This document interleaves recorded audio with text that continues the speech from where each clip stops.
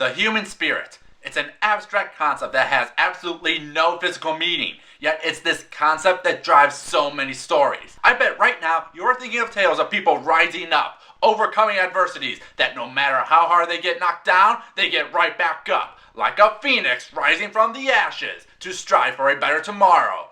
And by God, does this book carry that in spades. Ladies and gentlemen, boys and girls, people of all ages, my name is David Popovich, aka the Bookworm, and welcome to Bookworm Reviews. Sit back and relax as we dive into Esperanze Rising by Pam Munoz Ryan.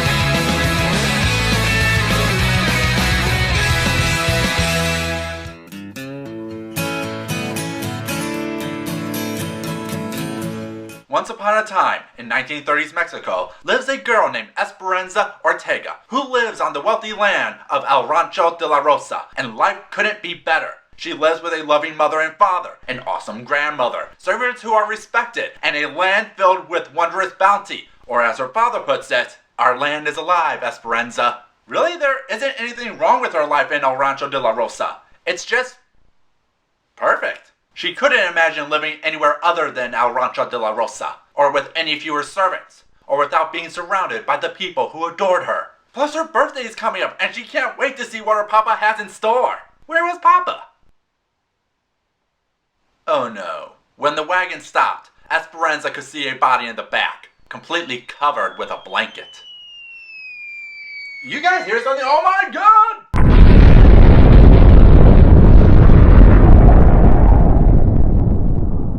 The tragedy has put Esperanza's household in an uncomfortable position. While her father has left everything to her and her mother Ramona, the idea that a woman can own land is not. I mean, can you imagine a woman doing something equally to a man?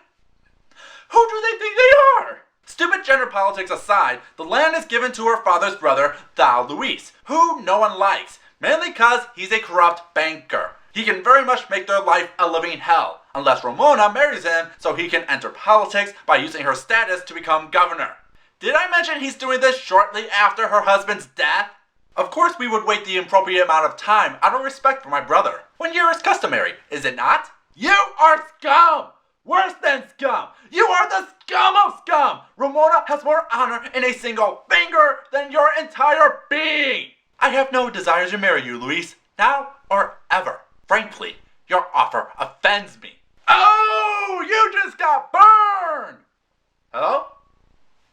It's for you. It's the friend zone. Oh! Rejected! Rejected! Rejected! You will regret your decision, Ramona. Please, you're just a rich banker in Mexico. What could you possibly do? The house is on fire! You son of a bitch! It looks like Ramona will have no choice now. But instead, with her loyal servants, they sneak their way out of Mexico to California to work at a labor camp. They may be free, but they traded their rich life for cheap money and poor living quarters. Esperanza is told to be happy with what they got because anything is better than being with Luis. But how could she be more happy or grateful when she had never been more miserable in her life? You know how I said extra credit was only hitting its topics on a surface level basis and never going really beyond it? Esperanze Rising is a great example of going beyond. A story that explores Latino history, culture, and prejudices. I even say that this hits home with a lot of John Steinbeck novels. You can't tell me you don't feel like Grapes of Wrath's vibe going on when reading this book. Which is funny because when you boil the story down, it's just about a rich girl reevaluating her values when poor. Seriously, the book even slaps this message early on when Esperanza loses everything. I am poor, but I am rich. But what makes this book so good is how it ties that message into Latino culture while avoiding many of its pitfalls. During the 1930s, many Mexicans were leaving the country due to the aftermath of the Mexican Revolution, where the rich had everything while the poor were left with the rotten spoils. So many would leave to the US in hope of getting a better life for themselves and their families. After all, the US is a land of opportunity. Nope. But over in the US, it's already facing the Great Depression and the Dust Bowl, which leaves many families desperate to do backbreaking manual labor for little pay in poorly made labor camps. Which leads to two of the biggest conflicts in the book. Esperanza's family trying to do their part for fear of losing their jobs to cheaper workers, and several people within the labor camps wanting to strike for better pay and living conditions. And the book doesn't try to say one side is more right than the other. No one is so much in the right or wrong, it's just a case of unfortunate events. We all want the same things, to eat and feed our children. You would think that would be enough, but this book is packed with a lot of different elements and challenges for Esperanza to deal with, like her relationship with Miguel, one of the servant boys who helped her cross over. The two obviously have a thing, but back in Mexico, their different class status made Esperanza think they shouldn't be more than friends. Between them ran a deep river. Esperanza stood on one side, and Miguel stood on the other, and the river could never be crossed. In the US, well, like I said, Esperanza's arc is the classic rich girl becoming poor and getting a new perspective through it. Like maybe they can mend their distant relationship. As more time passes, Esperanza feels like her old life is becoming a fairy tale, opening her eyes to struggles and situations that she had never faced before. Like how Americans aren't too happy seeing foreigners taking jobs from poor Americans, or view them with any respect. Americans see us as one big brown group, who are good for only manual labor. Oh dear God, nothing changed.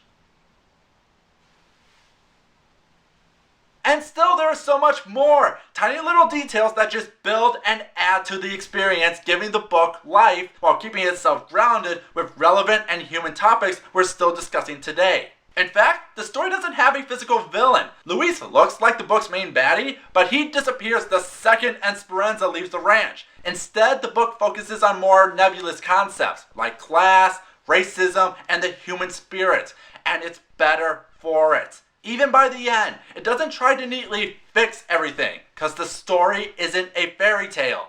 It's life. If I haven't made it clear, this book is fantastic. One of the best I've ever read. One that has made me more interested to learn more about Latino culture. I highly recommend you go out to read this book right now. It's a classic example of the human spirit, about facing some of your lowest lows and yet being able to rise up again. We are like the phoenix, said Abuleta, rising again with a new life ahead of us. After all, Esperanza is Spanish for hope. What about you, Internet? What's your opinion about Esperanze Rising? Next week, we will conclude We Need Diverse Books Month with a little tale about luck. Till next time, have a nice day. Well, I won't back down. No, I won't back down. You can stand me up at the